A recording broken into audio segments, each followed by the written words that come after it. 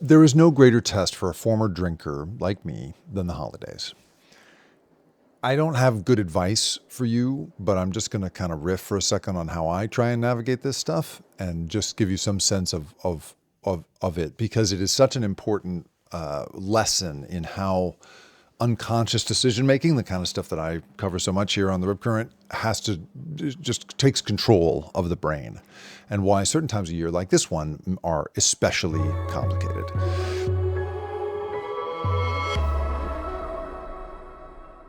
So I quit drinking just before Christmas in 2016, and then I lapsed and I had a drink at a Christmas party, and that drink was the last drink I've had, and it was a drink full of regret, and it was a drink taken almost unconsciously, because the thing about decision making is that it's an instinctive process mostly, and your choices are not just made by a careful consideration of the facts. They're made by your brain looking at the stimulus around it and saying, what do I do in this circumstance normally? Oh, right, I drink in this case. This is why former drinkers don't go into bars, right? We know that, like for me, I go into that bar and everything about it, the warmth and the little hook under the bar and the beautiful lighting on the bottles and the clink of the ice in the glass, all of that, tells my brain this is the time to drink. And as any drinker will tell you, right, this is what they say, is it's not one decision, it's 10,000 decisions. You are constantly reanalyzing and renegotiating with yourself. And that decision-making process is very much governed by this external sort of outsourced decision-making that your brain wants to do. And nothing, I think, tempts that decision-making system like the holidays, right? It is one of the most fundamental things, that the holidays is the time when there's just a million excuses to drink. Parties and eggnog and all of that stuff is coming at you.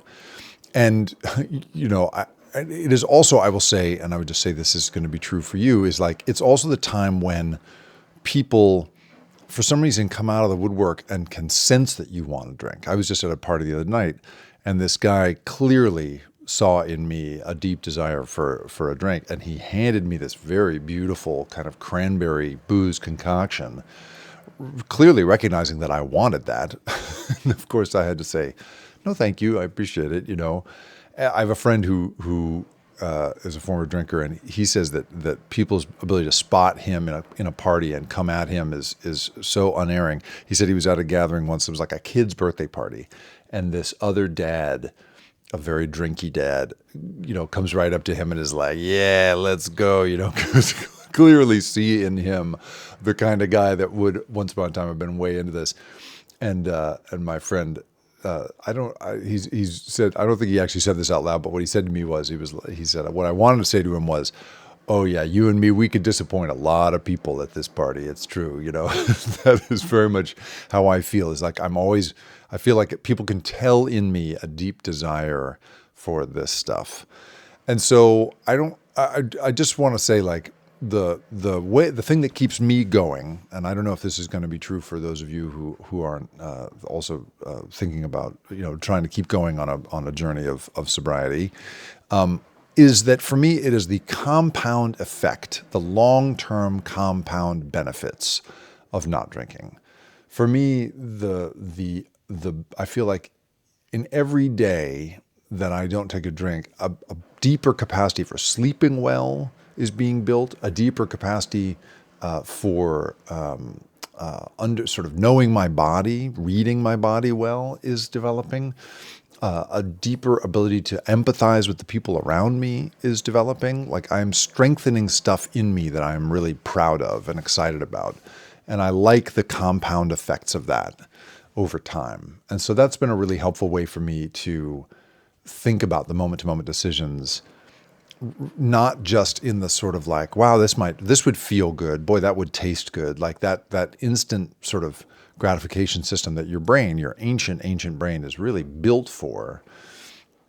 That system, for me, luckily has been outweighed by this other system, which is a system of real pride in the long term, the compound benefits of a long-term investment.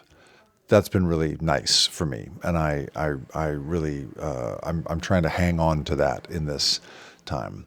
As any drinker will tell you, right? This may not be forever. I may decide at some point that I'll go back to it, right? Who knows?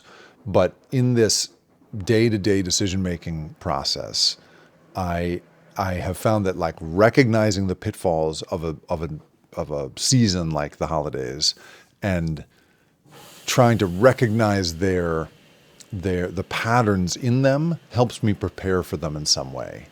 And while I can't avoid every Christmas party, right? That sometimes you can and sometimes you should, but while I can't necessarily do that, but I can certainly try to avoid as much of the stimulus as I can. I'm not going to bars. I'm limiting my exposure to the external stimulus that would once upon a time have triggered a pretty irresistible desire to drink. And fundamentally, I'm just like thinking of the long-term benefits of what is now going on 10 years sober. So I just sort of want to offer that up, and most importantly, I just want to offer you, if you are someone who's thinking about this and making a move in this direction, just give yourself grace in that a good decision doesn't feel good is usually true. I've found to be true, and it is the long-term benefit that takes a longer time to kind of pay off. And so I would just say, be nice to yourself in that you may be a little tortured this season, but I'm proud of how far I have come and how I have sort of relearned the holidays. And if you are struggling with this as well, I'll just say I'm proud of you too. The Rip Current is produced and created by me, Jacob Ward. And if you liked this show and you want more content like this, go to theripcurrent.com, where I publish a weekly newsletter that covers these same sorts of stories of the big invisible forces that have us all in their grip. And if you want to really do me a favor, if you could go to where you have listened to this or watched it and like it, share it, or even better, review it. Holy cow, is that helpful?